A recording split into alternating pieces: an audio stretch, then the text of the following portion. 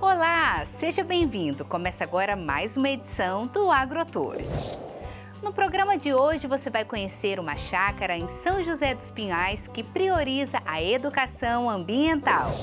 Vai ver também uma produção de orgânicos e ficar por dentro de uma pesquisa que pode revolucionar o repovoamento de peixes na América do Sul. É agora no AgroTour.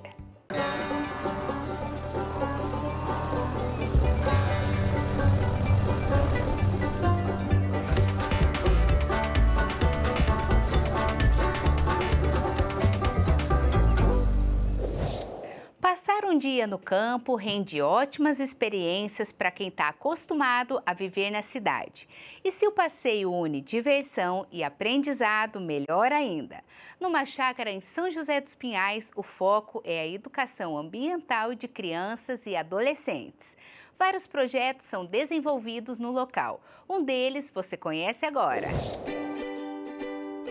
Em São José dos Pinhais, na região metropolitana de Curitiba, uma chácara é focada em educação ambiental. No espaço são realizados acampamentos, passeios pedagógicos e diversas atividades voltadas para crianças e adolescentes. Hoje em dia as crianças elas são consideradas, nós aqui paranaenses, como piá de prédio. Então eles não têm ideia de que o leite vem da vaca e não da caixinha. Que o ovo é produzido pela galinha. Que a alface pode ser produzida na água ou pode ser produzida na terra. Então eles têm um contato direto, abrindo os horizontes deles, que também é possível morar no campo e ter uma vida muito boa. Dentre os vários projetos desenvolvidos está o Dia de Campo, que aproxima as crianças com a natureza, com muita alegria e aprendizado. O projeto Dia de Campo, ele traz à criança a realidade do homem do campo. Como ele produz alimentos, nós trabalhamos com uma horta orgânica, hidropônica, mostrando como é que se produz e como o contato com os animais é importante. Então eles têm contato com ovelhas, vaca, cavalo, galinhas, podem sentir a diferença do que é o pelo, a pena, tocar, andar a cavalo. E conseguir aproximar as crianças com a natureza, mas como ela produz positivamente para o ser humano. Então, em primeira, como tem muita criança que nunca veio, nunca passou por um dia de campo, nunca andou de cavalo, então elas têm uma alegria imensa mesmo. Elas saem daqui felizes e fazendo com muita alegria. O que você mais gostou do passeio? De comer. E você já conhecia assim a fazenda? Você já tinha visto cavalo, vaca ou é a primeira vez? Primeira vez, lá no meu avô e na minha avó só tem galinha e peixe. É fundamental a escola incentivar a educação socioambiental e o respeito à natureza. Atividades que unem o lúdico ao lazer e que somente com a vivência fora da escola podem se tornar completa. A criança escutando a professora falar, a criança escutando a televisão, o vídeo proposto e vir para a prática. É como eu comentei, a prática faz a diferença para essa faixa etária, né? Eles precisam dessa parte lúdica, a parte da vivência. Aproveitar um dia de sol com os amigos, conhecer os animais, andar a cavalo, fazer arvorismo. Ter um dia de lazer, aventura e educação socioambiental é uma oportunidade imperdível para as crianças da cidade conhecerem o campo. Primeira vez que eu venho aqui, primeira vez que eu faço carinho numa vaca, num cavalo.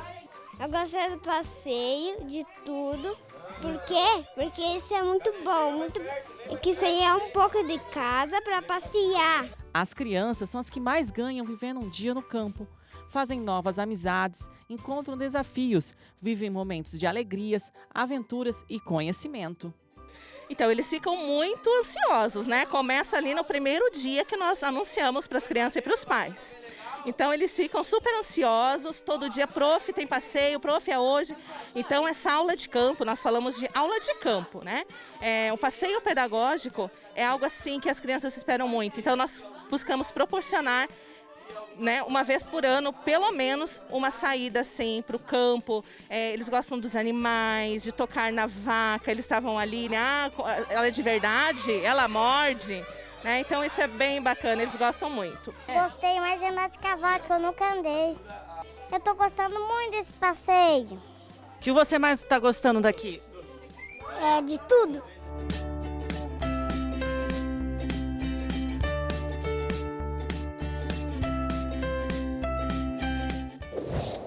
E direto aqui do Paraná, a gente confere um dos destaques do setor agropecuário do estado. O Banco Regional de Desenvolvimento do Extremo Sul financiou quase R$ 1 bilhão em investimentos no agronegócio do Paraná. O valor é referente ao período de 2019 a 2021 e representa mais da metade da carteira do banco. Os recursos foram destinados a diferentes tipos de produtores, desde os pequenos até cooperativas, e ajudaram a otimizar a produção em nosso estado. Vamos agora para a Agência Estadual de Notícias. Governo e Socipar discutem a implantação de uma nova ponte entre Paraná e Mato Grosso do Sul. A ponte deve ligar as cidades de São Pedro do Paraná e Porto São João, facilitando o escoamento da produção agrícola que sai do Mato Grosso do Sul e segue rumo ao Porto de Paranaguá. A ponte faz parte de um projeto ainda maior, que inclui a duplicação da BR-376, conhecida como a Rodovia do Agronegócio. No site da Agência Estadual de Notícias, você confere todas as informações. O AgroTour faz agora um rápido intervalo, mas não sai daí, que ainda tem muito mais.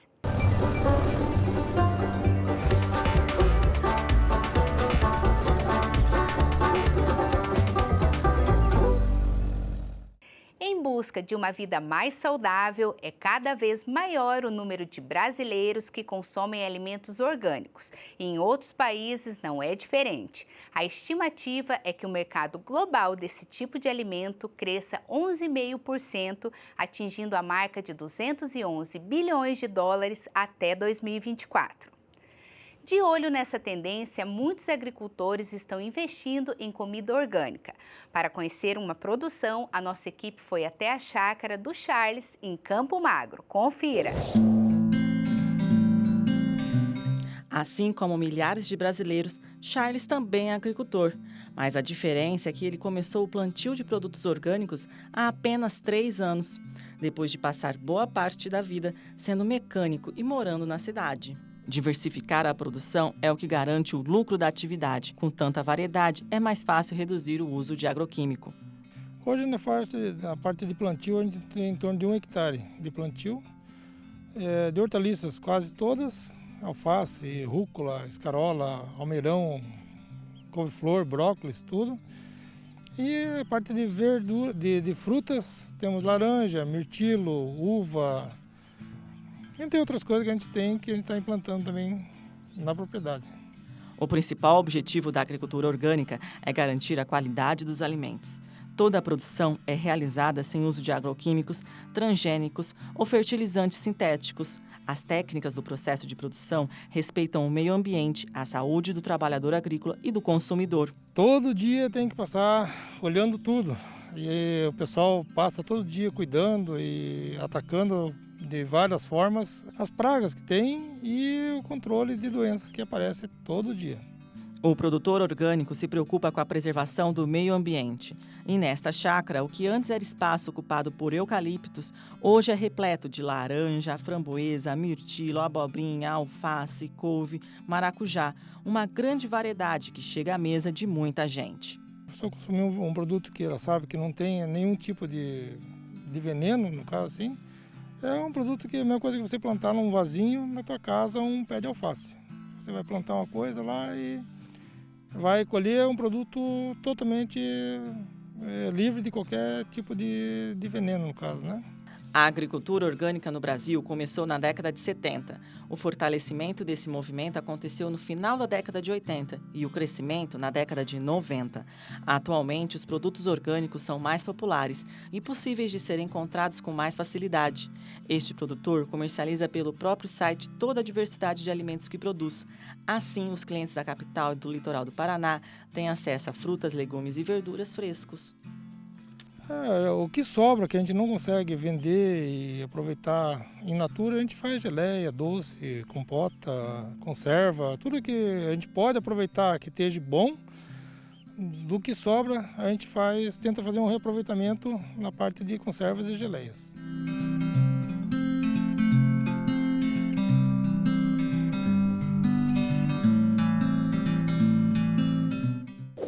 Veja agora outro destaque do agro paranaense.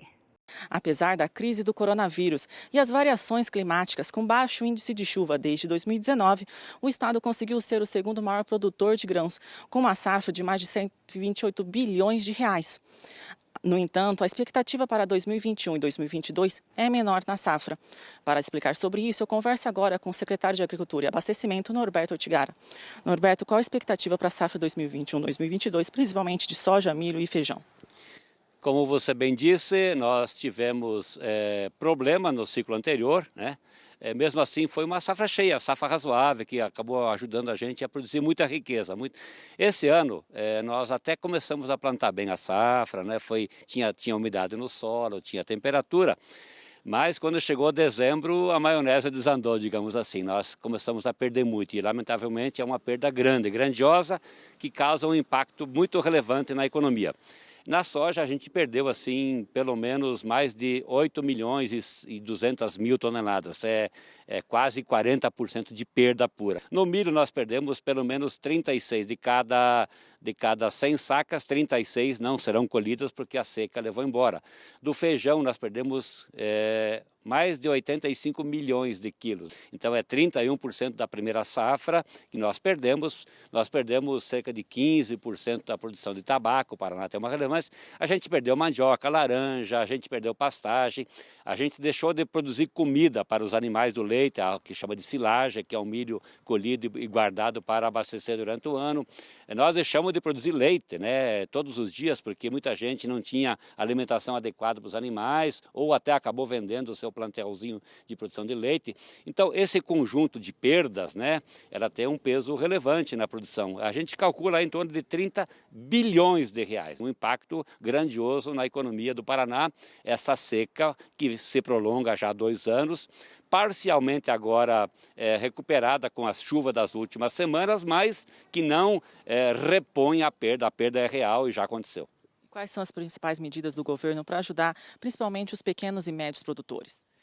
Primeiro, a liberação das áreas, que venha lá o perito da seguradora, libere as áreas para que eu possa reiniciar o plantio, fazer outra coisa, plantar milho, por exemplo.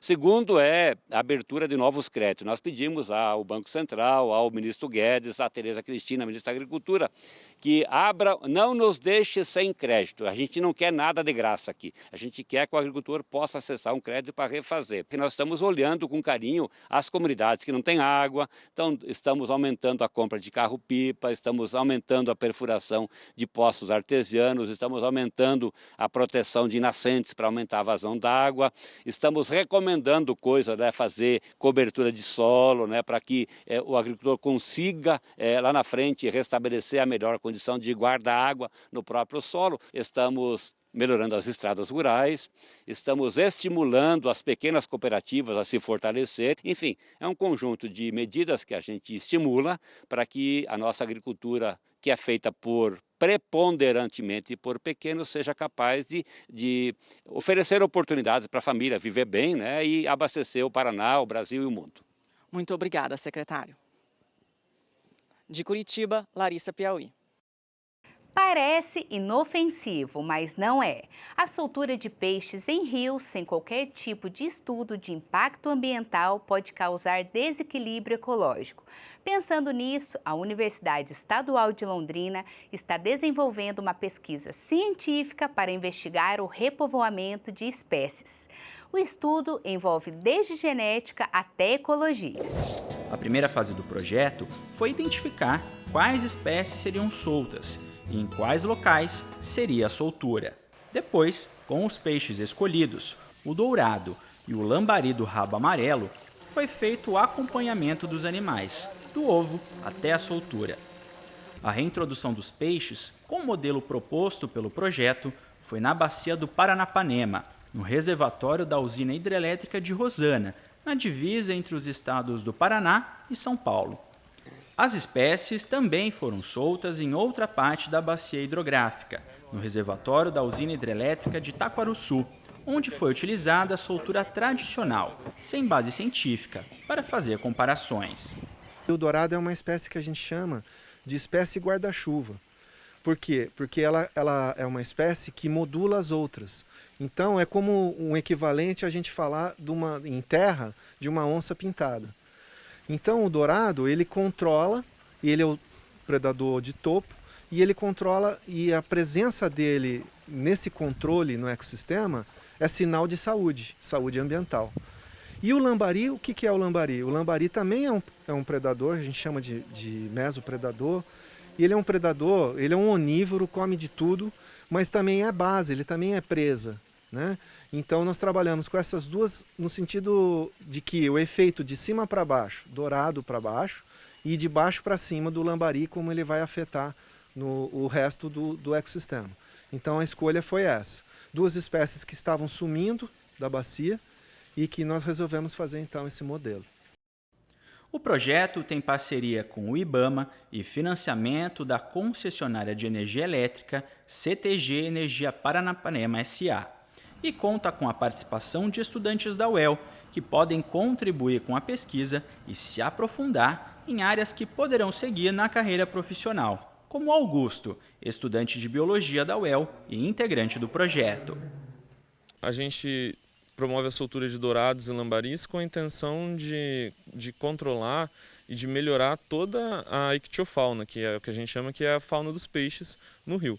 E os peixes são organismos extremamente importantes que atuam, pouca gente sabe, mas eles atuam na distribuição de sementes, na polinização, atuam no controle de possíveis pragas, no controle de insetos, porque muitos peixes comem larvas de insetos. Então, ecologicamente, é extremamente importante para manter a conservação do nosso ecossistema. O estudo desenvolvido pela UEL pode revolucionar a forma de fazer o repovoamento de peixes, não só em todo o Brasil, como até mesmo na América do Sul. A expectativa é que, a partir da pesquisa, se crie um modelo técnico de base científica sólida para auxiliar na conservação e recuperação da comunidade de peixes. Eu não tenho receio nenhum de dizer que 90% das solturas de peixe no Brasil são feitas sem técnica nenhuma e de eficácia totalmente duvidosa e até prejudicial muitas vezes ao ambiente onde eles são soltos. Então, uma nova técnica nesse sentido é o que faltava, é o que realmente esse setor brasileiro, né, esse setor de conservação, que envolve as concessionárias de energia e outras concessionárias e todos os usuários das bacias hidrográficas, é o que faltava para a gente ter isso como uma inovação, realmente.